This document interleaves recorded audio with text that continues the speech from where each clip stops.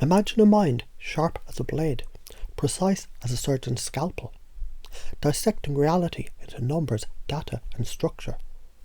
This is the computer stance, a fortress built of logic, an armour woven from intellect.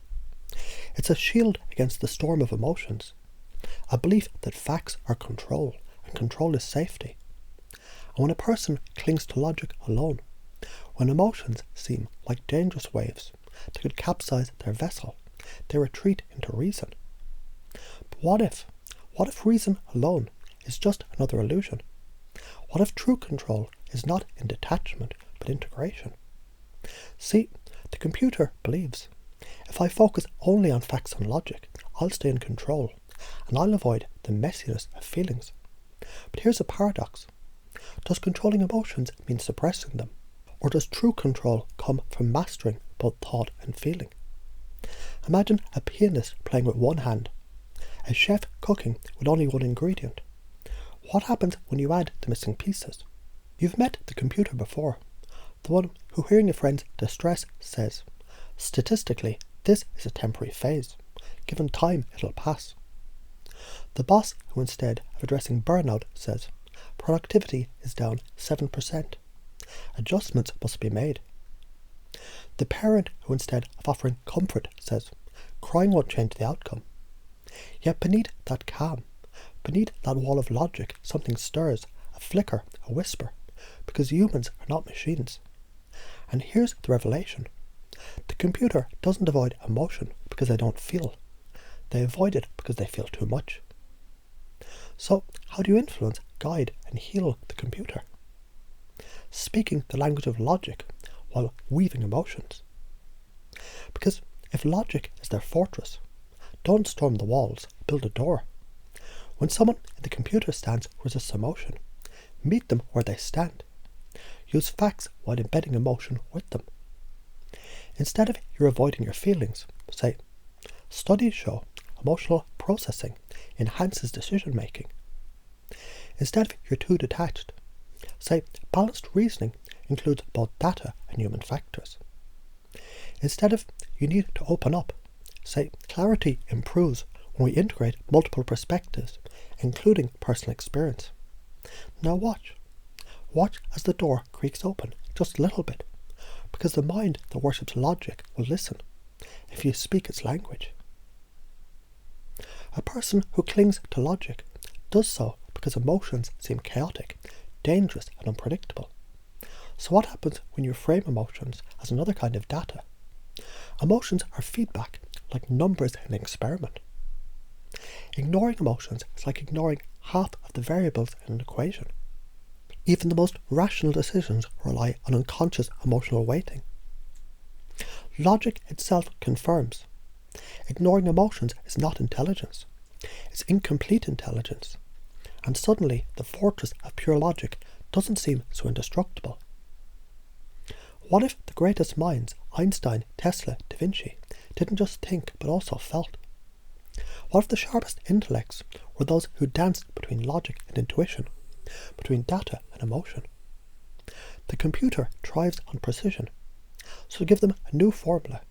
IQ plus EQ equals mastery. And that mastery is what they crave.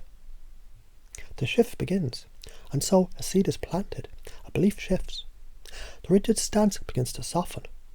The computer, once a fortress of pure logic, starts to see the missing half of the equation. Because true intelligence, it isn't the absence of emotion, it's the mastery of both. And as you listen now, noticing what you notice, you might find a curious thing beginning to happen, a shift, a movement, like the quiet opening of a door you never realized was closed. Because somewhere deep within the layers of thought and perception, something has already been waiting to be seen, understood, and integrated.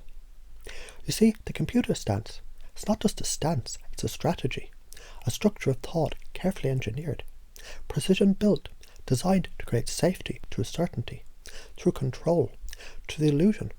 If you just hold tight enough to the facts, they'll hold you back. They'll keep you steady. They'll shield you from the storm of uncertainty. But what if certainty was never the goal? What if control was never the answer? Because even the most perfectly structured house of logic can never be truly safe if it's built on the denial of what lies beneath it. And beneath it all, the mind knows, the body knows, that logic is not the absence of feeling, but the mask worn by feeling too deeply, too intensely, too profoundly to be expressed in words. And isn't it interesting how the mind can pretend to avoid something, while all the while circling around it, dancing with it in a silent conversation that's never quite been spoken aloud? So what if now, right now, a new realization began to take root? A realization, the very thing you've been avoiding, escaping, shielding against, was never the enemy, but the missing piece. That emotion is not chaos, that vulnerability is not weakness, that control is not the same as strength, and that real strength is something far, far deeper. Because true intelligence is not found in one extreme or another. It's found in the balance, the harmony, the fusion of sharp intellect and deep understanding. As you hear these words, as you let them settle into the spaces between thoughts, you may begin to sense something shifting, an expansion, a softening, an opening. Imagine now the most brilliant mind you can conceive of, a genius, a master of knowledge, wisdom, insight. And notice something. Notice how this mind doesn't merely calculate, it perceives. It doesn't merely analyze, it feels. It doesn't merely break things down, it brings things together. Because the highest form of intelligence is not in separation, but integration. And as this truth takes hold, as it grows within you, shaping new connections, forging new pathways, something powerful begins to happen. A new way of seeing, a new way of thinking, a new way of being. Because now, the mind that once believed it must choose between logic or emotion, between intellect or intuition, begins to realize there was never a choice to be made. There was only ever the illusion of separation. When that illusion dissolves, what remains is something infinitely more powerful. As this realization deepens, as it sinks into the very core of your awareness, you might find yourself wondering, how will this change things? How will this shape, ripple through thoughts, conversations and actions? How will this new awareness begin to weave itself into the very fabric of every interaction, every understanding, every decision? Because something is different now, isn't it? Something has already changed. And as you begin to notice it, you realize it was always meant to be this way.